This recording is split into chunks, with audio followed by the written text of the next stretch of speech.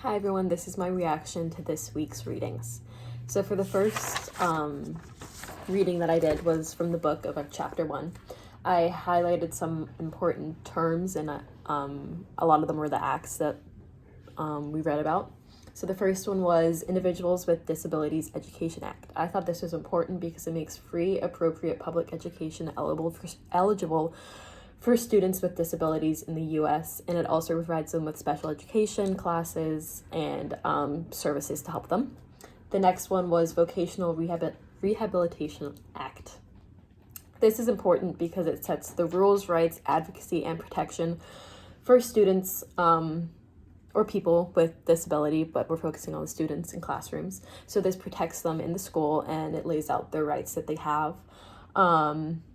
And then the next one was Individualized Education Program. This is important because it provides a written plan to help meet the special learning needs of each student with disabilities. So each student has a different plan, and I think that's really important because it is catered towards that student, and each student has a different way of learning, and that way they have their own way which suits them best to learn.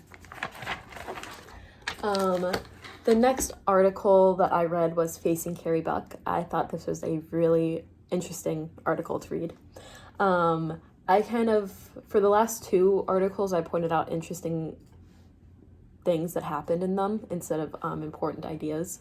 So for this one, I thought it was important to know that Virginia Mental Health Agency records revealed that the sterilization law was put in place to protect a doctor from his malpractices that he was doing on people. He was sterilizing them, and the law was just put in place to protect him, which I think is crazy because he shouldn't have been sterilizing people regardless.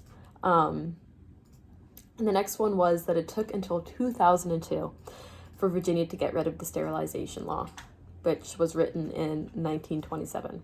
I think it's ridiculous that it even took that long. I think it was ridiculous that that was even a law put in place.